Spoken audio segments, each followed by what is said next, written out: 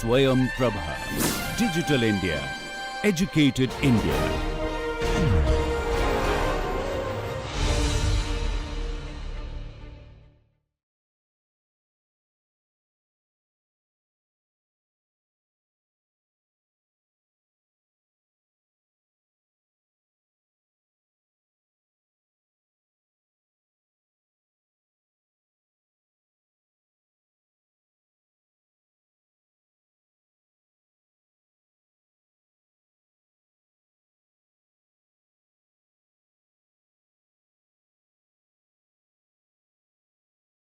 Okay, so let me discuss a few solutions to a few problems, okay, and also the marking scheme, okay. So,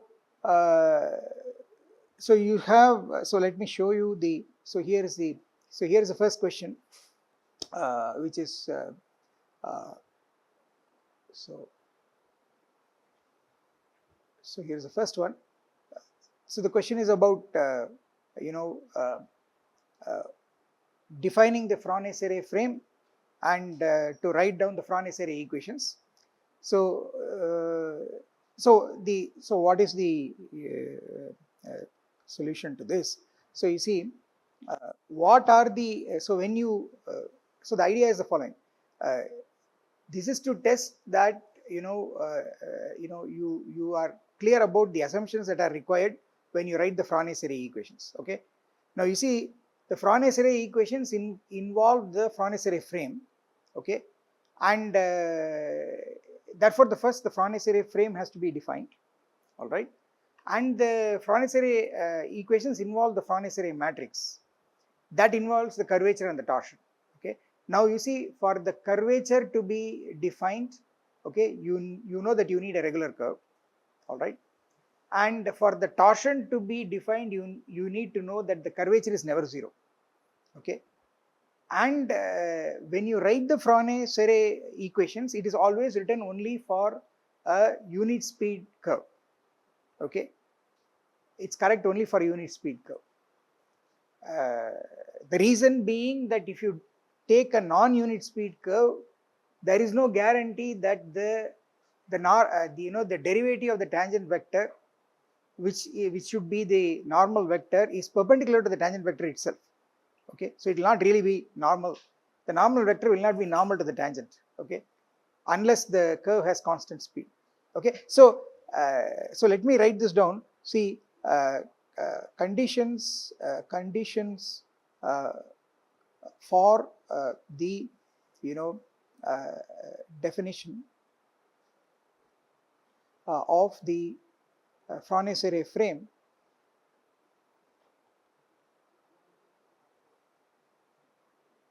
for a space curve.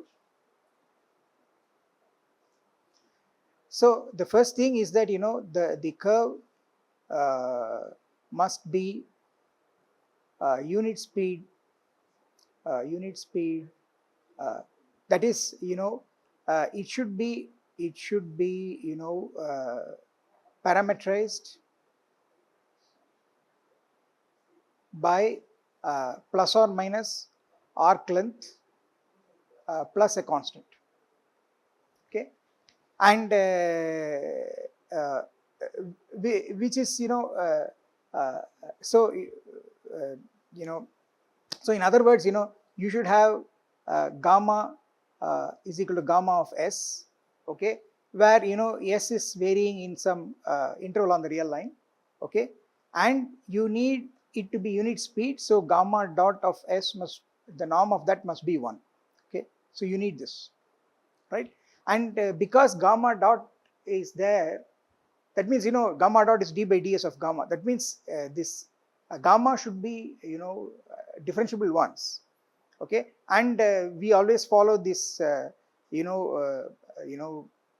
convention that whenever you look at a derivative, you always assume it's continuous. So gamma must be c1. So for which, so let me write that here. Let me put it here. For which we need gamma regular, that is, its speed never vanishes, and gamma should also be in C2, I mean at least C1 to begin with, so that the first derivative exists and is continuous.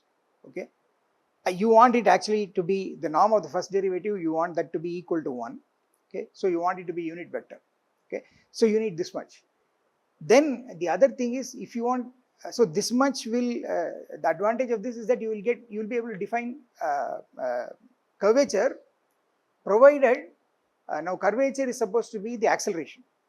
Okay, so it is going to be the derivative of the velocity, which is the tangent vector. So what happens is that if you want to define curvature, what you should have is you need one more level of differentiability. So you need, and if gamma is actually in C2AB, okay, then you see the curvature of gamma is a function of S, is defined as gamma double dot and the norm of that. Okay, it is defined like this. So the curvature is just, so let me write this clearly. Okay, and so once you have the curvature defined, what you can do is you can define the principal norm. Okay, so the curve must be C2 AB, that is twice continuously differentiable. All right, so let me just say it in words here. The curve must be twice continuously differentiable, so that its curvature can be defined. Okay, and what happens is that so the curvature is just this k gamma of S. Okay, so this is the curvature. Okay, now once you have the curvature, what happens is that you want to define the normal vector. Okay, for that, you see, so I should say the following thing. So let us recall the the Frenet-Serret equation. So usually you take, so let us write that down. The Frenet-Serret equations are t cap dot n cap dot b cap dot. This is nothing but d by ds of t cap n cap b cap is equal to the Frenet-Serret matrix, which is 0 kappa s 0 minus kappa s 0 tau s 0 minus tau s 0, and here on the right side you will have t cap n cap p cap. Okay, and of course of course this dot is just d by ds. Okay, and s is the arc length. Okay, so this is the Frenet-Serret equation. See, what you see is that you have to see, if you want to define n cap. Okay, you see therefore that if you calculate the value of t cap dot is ks into n cap. Okay, and therefore if you want to define n cap, you define it as 1 by ks, 1 by, of course here k is k sub gamma. Okay, and t, by the way, t cap is just gamma dot of s. Okay, so if you want to define n cap, already see you through this, then you should define it as 1 by ks t cap, t cap dot, and mind you t cap is already gamma dot. If you want t cap dot, it will be gamma double dot. All right, and therefore gamma should be, you should be able to differentiate gamma twice continuously.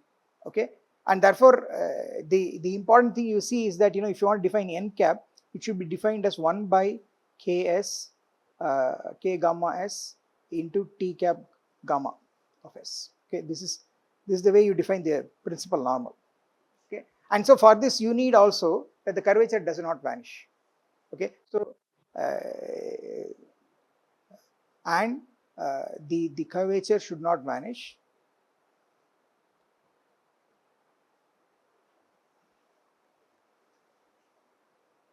Okay, so that you define n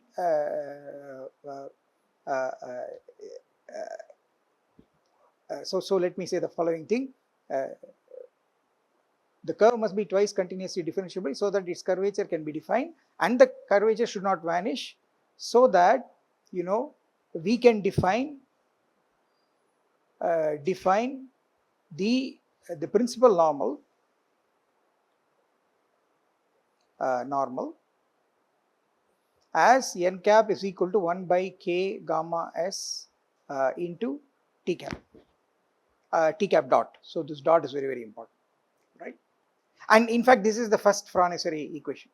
Okay, and because of this 1 by k gamma comes, you need that to be non-zero. Okay, then the thing is that you have to define, you have defined t cap, you have defined n cap. By the way, t cap is just gamma dot.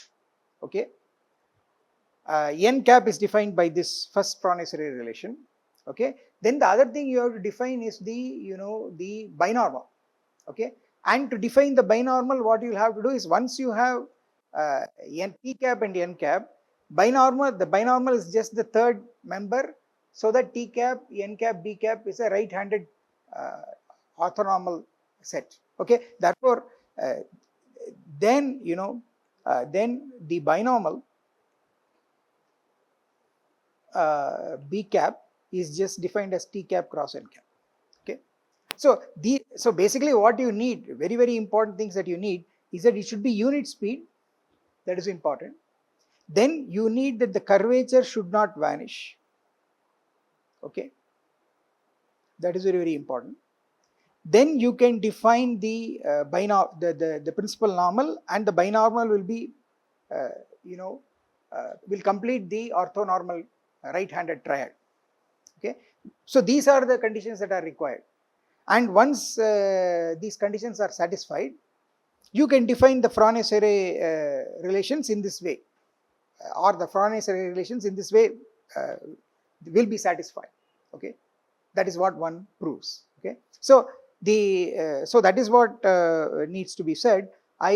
So the about the mark distribution, this is supposed to be a 5-mark question. Okay, and because it involves only definitions, it should not take more than, say, 5 minutes. All right, and I think what I have suggested is that we have, see, for mentioning that it is its unit speed, you give half mark, and then and then for the curvature should not vanish, that merits about half a mark. Right, this is a very, very important condition. Then you define the you have to define the you have to define t cap. So this is half mark. You have to define, first of all, the tangent vector, unit tangent vector. Then once you define the unit tangent vector, then you see this unit normal vector which is here. Okay, that is already part of the Frenet-Serret equations. So these Frenet-Serret equations, they carry 2.5 marks. Okay, and there is 1 mark for the definition of the binormal, which is which is important. Okay, so on the whole, it is it's 2.5 plus 2.5, 5 marks. Okay, and all these things have to be properly said. Okay, so that is how the 5 marks are distributed for this answer. All right, gamma should be C3. See, if you try to write the expression for torsion, that will involve the third derivative. Of course, I agree. So that the curve is actually C3 is certainly a condition. I don't deny that. But I am saying for the Frenet-Serret frame itself, okay, these seem to be the minimum. The C3 part is required for the Frenet-Serret equations. When you want to derive the Frenet-Serret relations, that is where you need the C3.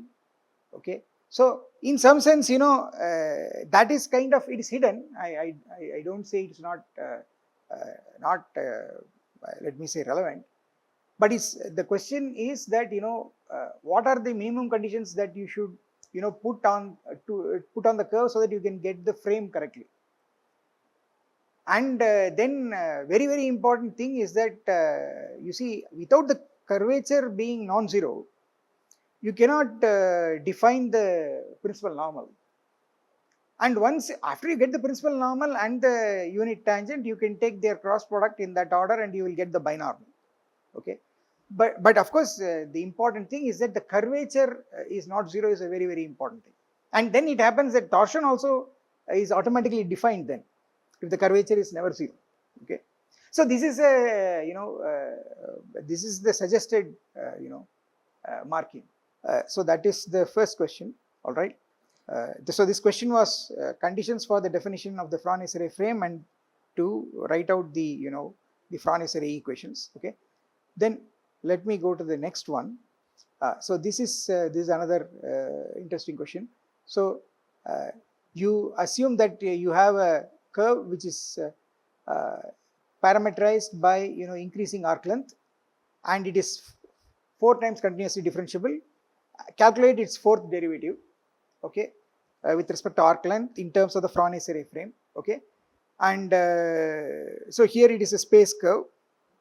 Okay, so it will involve also torsion. Okay, trying to do this for a plane curve will be much more easier. Okay, but it is to be done for a space curve. The trick is that you have to keep differentiating every time, and remember two things: that curvature and torsion are also not constants. The curvature and torsion are also functions of S. So when you differentiate, you will have to differentiate them also. And then at every time you differentiate, you will get the derivatives of the Frenet-Serret frame.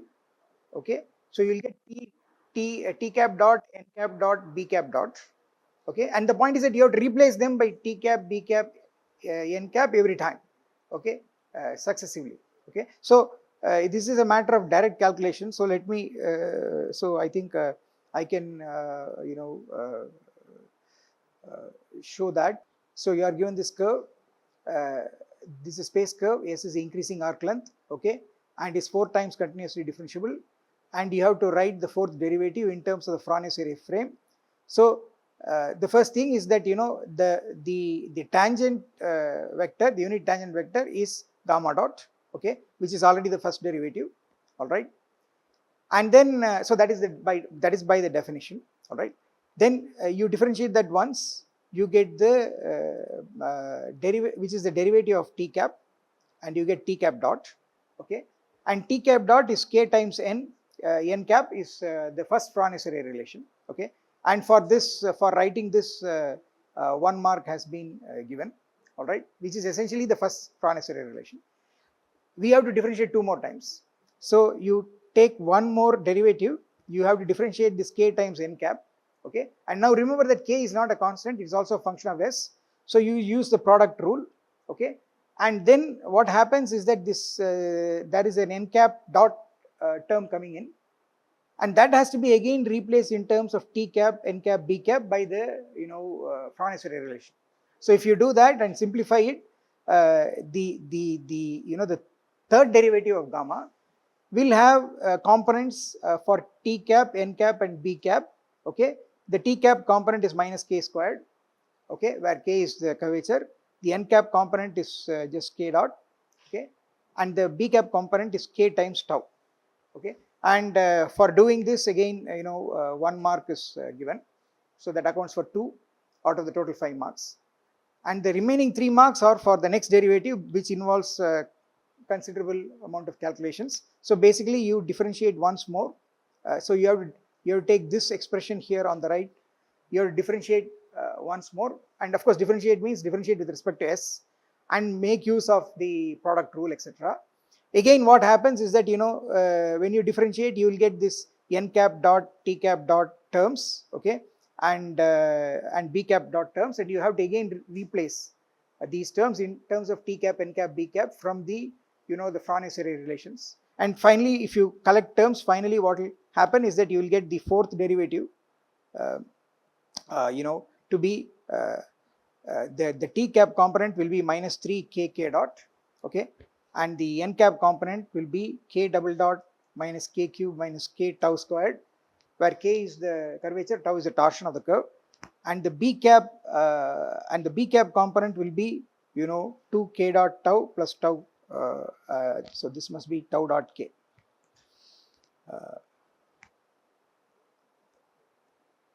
It should be tau dot k, okay, and that part you know involves 3 marks, because this is the more involved calculation, but it is straightforward. Sometimes I see students not simplifying using the Frenet-Serret. Otherwise, in the next time stage when you differentiate, you will start getting t cap double dot, okay. The t cap dot will become t cap double dot, n cap dot will become n cap double dot, and then it is going to become hard to, you know, keep changing everything into t cap, n cap, b cap. So the point is that every time you see this, you do a differentiation and you see t cap dot, n cap dot, b cap dot, replace them in terms of t cap, n cap, b cap using the Frenet-Serret frame, and then go to the next differentiation, okay. So that is the, I mean, it's a straightforward just, you know, calculus computation repeatedly using the Frenet-Serret frame. So this was supposed to be 5 marks, and I think it's easily doable in about 10 minutes. All right. Then let's come to the next question. That was I think just hold on here. So this is an interesting question actually. Find the magnitude you know of the torsion of any of the regular curves formed by the intersection of the elliptic cylinder, okay, and the sphere, okay. And actually this question can be actually answered geometrically, but it requires a little bit of thought, okay. So first of all, let me tell you various ways of answering this. The analytical way of answering it is just, you know, you really solve these two equations, find the intersecting curve, and then literally compute the, you know, the torsion using the torsion formula. That's it's not very cumbersome, because when you compute the numerator part of the torsion formula, you get the scalar triple product, and it's you can very easily see that the scalar triple product is 0. Therefore, you will get 0 torsion. So the way to do this is, so let me show you something that I've written down.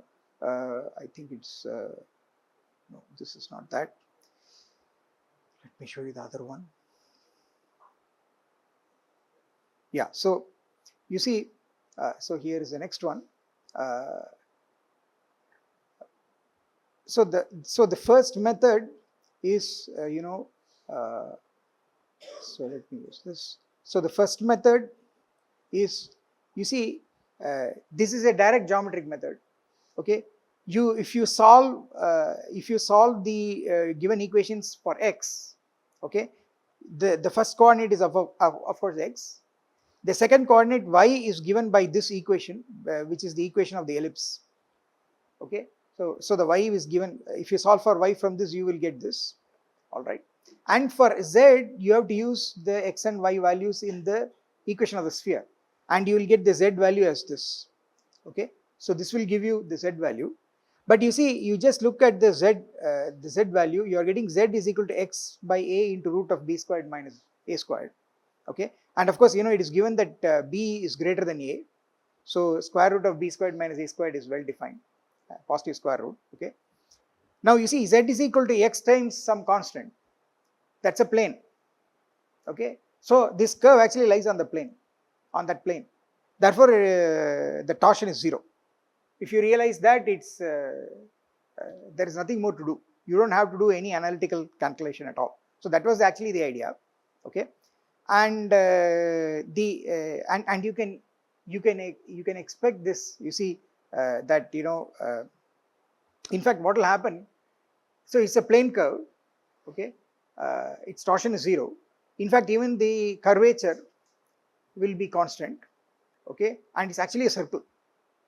So one interesting thing about this is that, you see, is this very important thing, that if you take an elliptic cylinder, okay, if you take perpendicular cross sections, you get this ellipse, okay. So it is generated by these ellipses. On the other hand, what is not so obvious is that if you take the correct oblique cross sections, they are also circles. So it's what is beautiful is that this elliptic cylinder, if you look at it obliquely, it is generated by actually circles. So that is the reason why elliptic cylinder is called as an oblique circular cylinder. Okay. See, it's very easy to imagine the other way around. See, if you have a circular cylinder and if you try to take an oblique section, okay, you can guess that this is something like an ellipse, okay. But the other way also, if you take an elliptic cylinder, if you take oblique sections at the right angle, then they are all circles. So this elliptic cylinder is actually generated by circles. It's just union of circles, but they are all in an oblique fashion. So you see, elliptic cylinder is an oblique circular cylinder, not a right circular cylinder.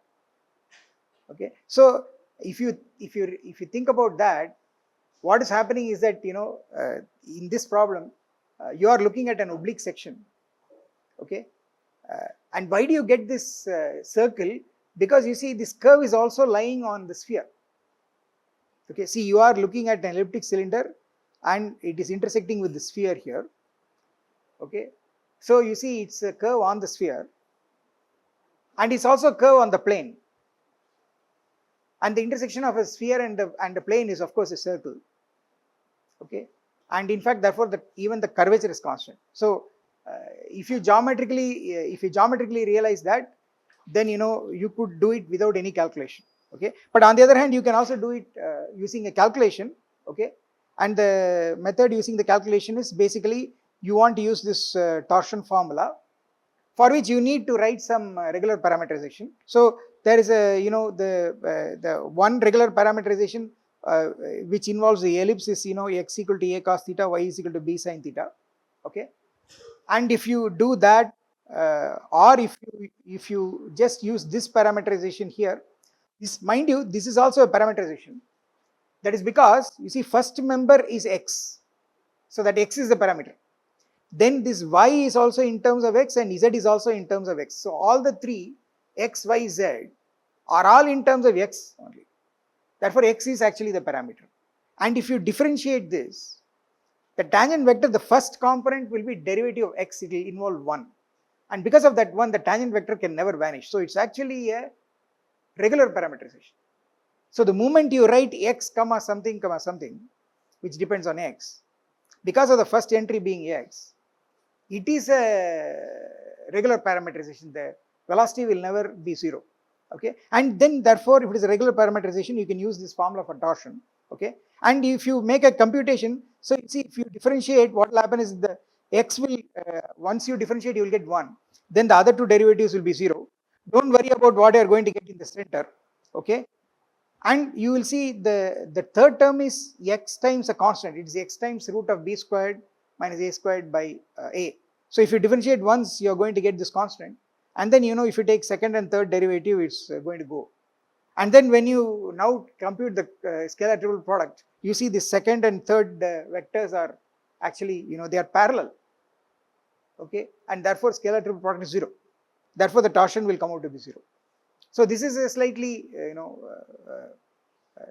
requires a little bit more computation, but this also gives you 0 torsion. All right. So so that is the see, the beauty about this question is that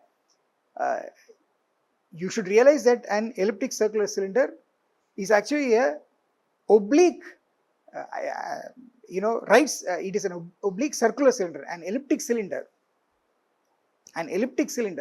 whose perpendicular cross sections are a given ellipse is actually obliquely, it is actually a circular cylinder. Okay, that is what you have to and those circles are gotten by intersecting with the sphere, suitable sphere. Okay, So if you realize that directly and write it, you get 4 marks. Otherwise, for there's 1 mark for mentioning this formula, and then 3 marks for doing this calculation.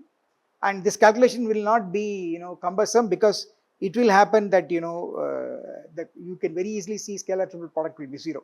Either if you use this parametrization using x, or if you use the parametrization using theta for the ellipse. Both cases you can see very clearly. What will happen is that if you use the parametrization for theta, you will get that the third derivative is going to be negative of the first derivative, okay, because you will get a cos theta, then one derivative will give you minus a sin theta, second derivative will give you minus a cos theta, okay, and third derivative will be minus a sin theta. So you see, you can see that the third derivative is negative of the first derivative, and therefore again the scalar triple product of the first, second and third derivatives is 0, which is the numerator of the torsion. So numerator, therefore the torsion is 0. You can see that directly, okay. So that is the answer to this question. All right, so it's 4 marks. I think it's doable in about, let us say, 5 minutes, or maybe even 10 minutes if you want. All right, then what is the other question? So this, there is this question, which is again this is trying to understand how to work with these isometries, okay. So here what is happening is that so let me get rid of this. So here you see, you are given an isometry, and for a fixed vector you are given this translation, okay, and G is just given as a set theoretic map, which is this translation followed by this isometry, okay, and this, of course, this circle means composition of maps, okay. Then the first thing is you have to show that G is an isometry, okay, and then so how do you show that G is an isometry? So there are several ways of showing this. So let me explain. So one of them. So you see, so here it is. So you want to show that this G, which is given by which satisfies F is equal to G circle TV, is an isometry, okay. So you look at this, you see your F is already given, okay, and V is a vector that is given, so that TV is translation by V, okay, and you are given F is equal to G circle TV, so you calculate F of W, it will be G circle TV W, which is G of TV W, but TV W is V plus W, so you will get G of V plus W, okay. And the point is, I want to show, what do I want to show? I want to show G is an isometry. That means G, I have to show norm of G of W1 minus G W2 is equal to norm W1 minus W2. So I need an expression for G of something, okay. But what I have here from the given condition is I have an expression for G of something plus V. It is G of W plus V, where that V is fixed. Therefore, you have to make a change of variable, linear change of variable, and you have to replace this W by W minus V, so that this G of V plus W becomes G of W, okay. And then you will get that G of W is just F of W minus V. And then now you calculate G W1 minus G W2 will be, see, G W1 is F of W1 minus V, and G W2 is F of W2 minus V. But you see now F is an isometry.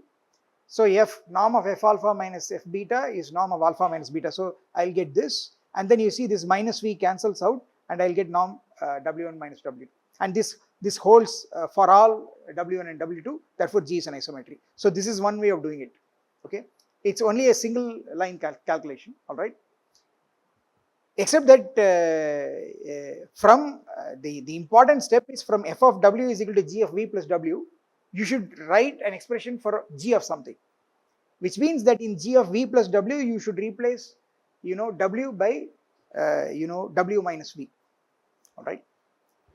That's the trick there. There is another method that is purely set theoretic. So F is G circle TV, and notice that TV is a translation by V, inverse of a translation is also a translation. It is translation by the negative vector. So TV inverse is T minus V. So what you do is to, if I want to get a formula for G, so I would like to cancel the TV on the right side. So what I do is therefore compose on the right side by TV inverse. So if I compose on the right side by TV inverse and then use the associativity of maps, then I can get rid of this TV inverse, will become identity, I will get G on the right. On the left side I will get F circle TV inverse. But you see now, F is an isometry.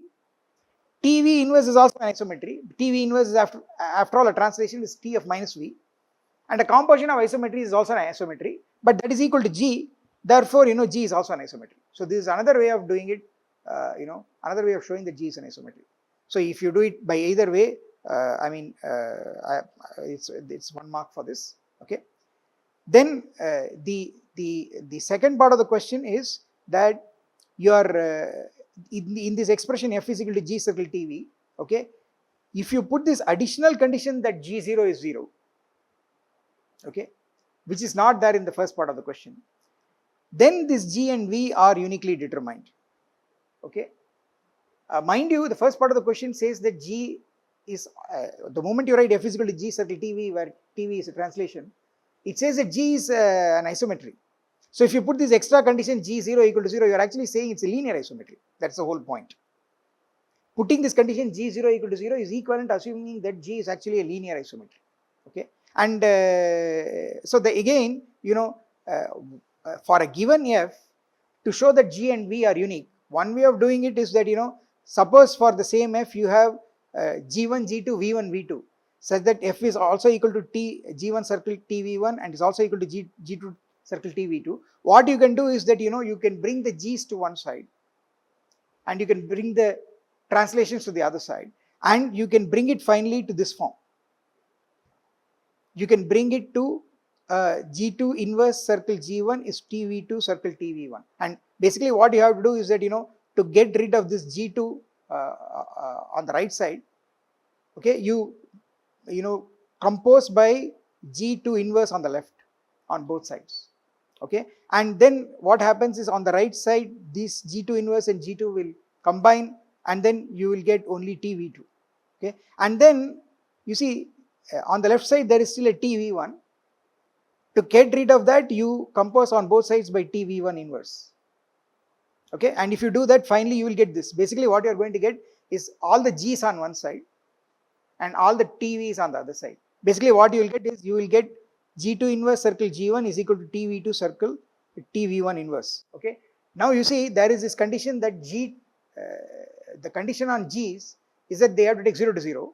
So if G takes 0 to 0, mind you, G is an isometry and all isometries are invertible. Okay. So G inverse is also an isometry, and G inverse will also take 0 to 0. G0 equal to 0 also means 0 equal to G inverse 0. So the G inverses will also take 0 to 0. So if you apply 0 on both sides, okay, you will see that the left side takes 0 to 0. Therefore, the right side is going to take 0 to 0, but a composition of translations is a translation. Okay. And if a translation takes 0 to 0, it has to be the identity. Okay. Therefore, what will happen is TV2 circle TV1 is identity. From that you will get, basically you will get TV1 is equal to TV2. And that is equivalent to V1 equal to V2. And then if you plug it back here, you will get G2 is also equal to G1. So it's a matter of, so I have written these extra, justifications that, the inverse of a translation is again a translation.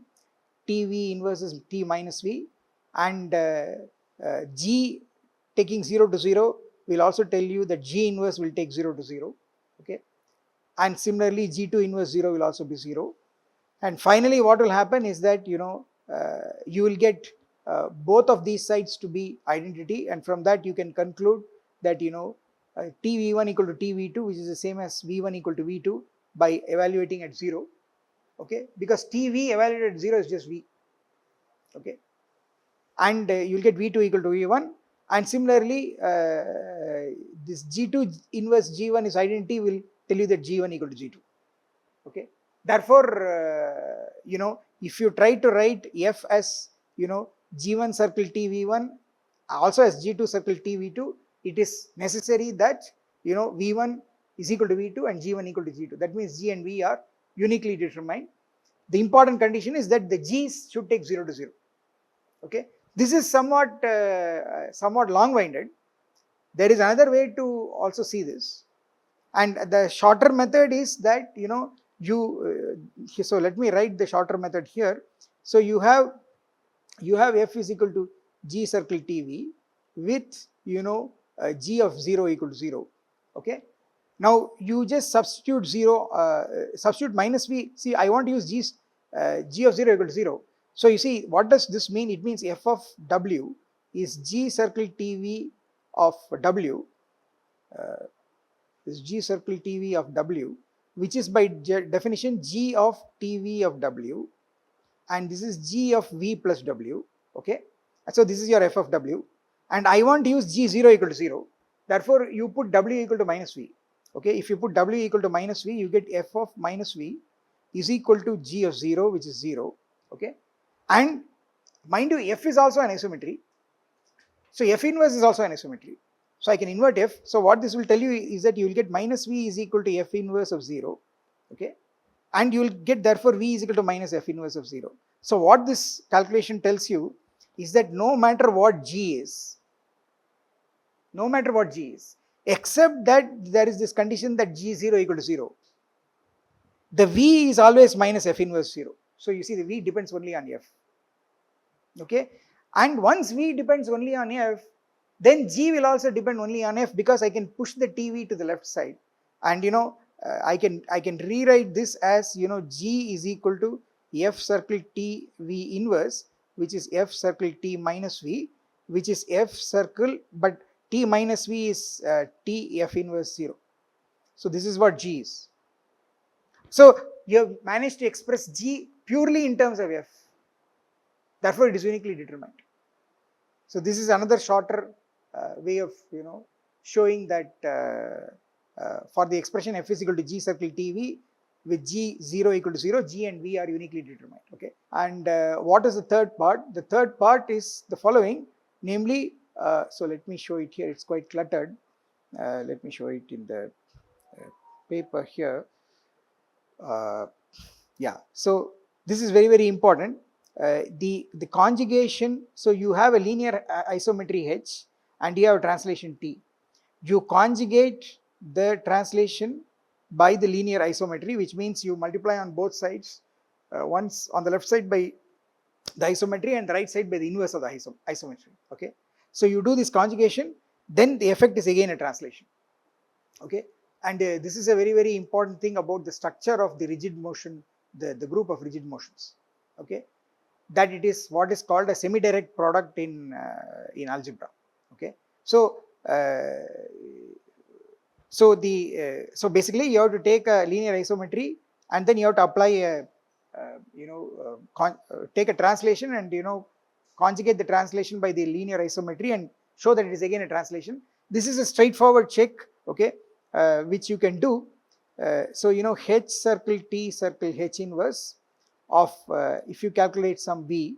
Okay, this is I'll write it as h circle, this t is translation by some vector, so let me write it as t v naught circle h, h inverse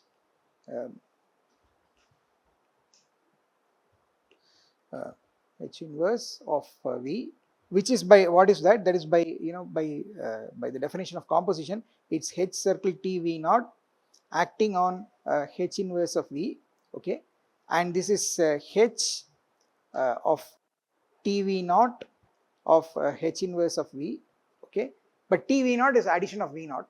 Okay, to whatever is in the argument. So this will be h of v naught plus h inverse of v. Okay, but here is a big deal. H is linear, so h of v1 plus v2 is h v1 plus h v2. You have to use that. So this will give you, this is equal to h of v naught plus h of h inverse of v, and h of h inverse of v is just v, so I will simply get h v naught plus v. Okay, and this is just translation by h v naught of v. And mind you, h v naught is a constant. V naught is a constant vector, so h v naught is also a constant vector. So basically, h circle t v naught circle h inverse is just t h of v naught. It's just a translation. So this is just a straightforward verification, and I've given 3 marks for this. So the mark distribution is that the first part of the question is 1 mark, okay. The second part of the question is 1 mark, and the third, I think the second one was 2 marks. Yeah, the second part of the question is 2 marks. The third one is the third part is 3 marks. Okay, so that is how I have distributed it. So that's how the marking scheme has been given. All right.